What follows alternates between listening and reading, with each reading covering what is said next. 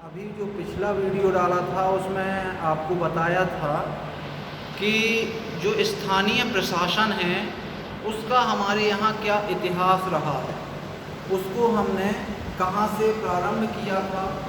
ये हमने देखा था कि ये हमारे प्राचीन भारत में भी पाया जाता था, लेकिन जब भारत ने स्वतंत्रता प्राप्त की तो स्वतंत्रता के पश्चात जो गांधी दर्शन था उस दर्शन के अनुरूप भी हमने पंचायतों को स्थापित करने के लिए संविधान में ही प्रावधान किया था।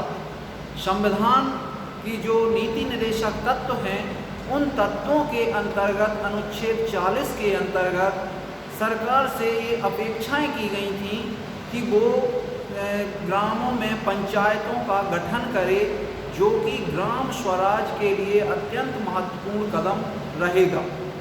इसी के अनुपालन के लिए जो केंद्र सरकार थी उसने हमने देखा था कि बलवंत राय मेहता की अध्यक्षता में जो समिति का गठन किया गया था उस समिति की सिफारिशों के आधार पर पंचायती राज लागू किया गया था, लेकिन चूँकि उसे संवैधानिक दर्जा प्राप्त नहीं था इसलिए राज्य सरकारें अपने अपने हिसाब से कार्य कर रही थी।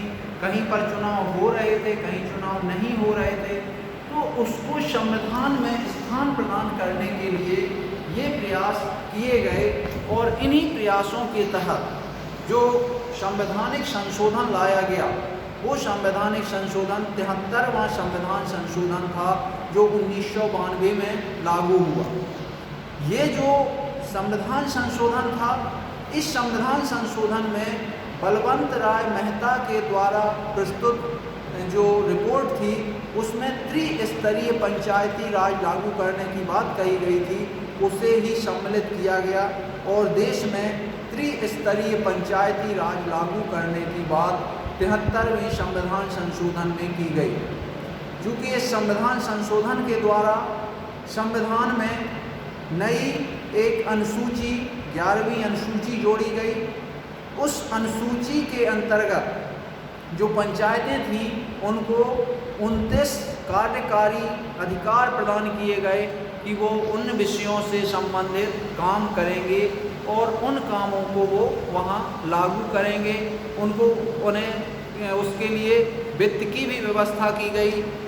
हर राज्य सरकारों से कहा गया कि उसी संविधान संशोधन के अनुपालन के लिए राज्य सरकारें अपने यहाँ नए कानून लागू करेंगी, कानूनों को बनाएंगी, विधानसभा में कानून लाएंगी। उसके आधार पर राज्य सरकारें त्रिस्तरीय पंचायती राज लागू करेंगी। उसी के अनुपालन के लिए मध्य प्रदेश जो था उसने सबसे पहले अपने यहाँ त्रिस्तरीय पंचायती राज लागू किया, जो कि 73वें संविधान संशोधन के अनुपालन के लिए था। तो इस तरह से मध्य प्रदेश प्रथम राज्य था और इसने यहाँ पर सबसे पहले अपने यहाँ पंचायती राज लागू किया, जो 73वें संविधान संशोधन को फॉलो कर रहा था। इसमें आरक्षण की भी व्यवस्था की गई। SC, ST, OBC सभी के लिए आरक्षण की व्यवस्था की गई। साथ ही साथ इस संविधान संशोधन के अंतर्गत ही महिलाओं के लिए 33% आरक्षण हर उस स्तर पर लागू किया गया, अर्थात हर स्तर पर जहां भी महिलाएं होंगी वहां पर उन्हें त्रिस्तरीय पंचायती राज के अंतर्गत उन्हें आरक्षण प्रदान किया जाएगा। जो पंचायत थी उस पंचायती राज अधिनियम जो एक्ट था उसे 1993 में 20 अप्रैल 1993 को राष्ट्रपति की स्वीकृति के पश्चात 24 अप्रैल 1993 से सारे देश में लागू कर दिया गया।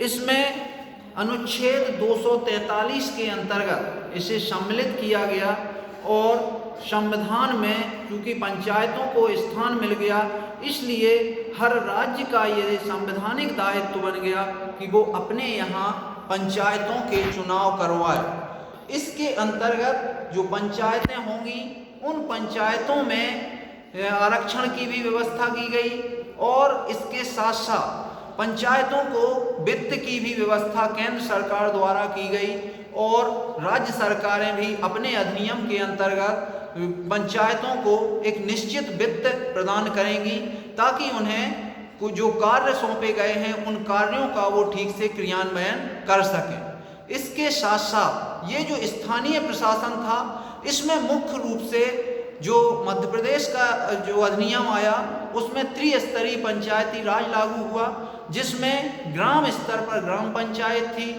खंड स्तर पर जनपद पंचायत थी और जिला स्तर पर जिला पंचायत का गठन किया गया।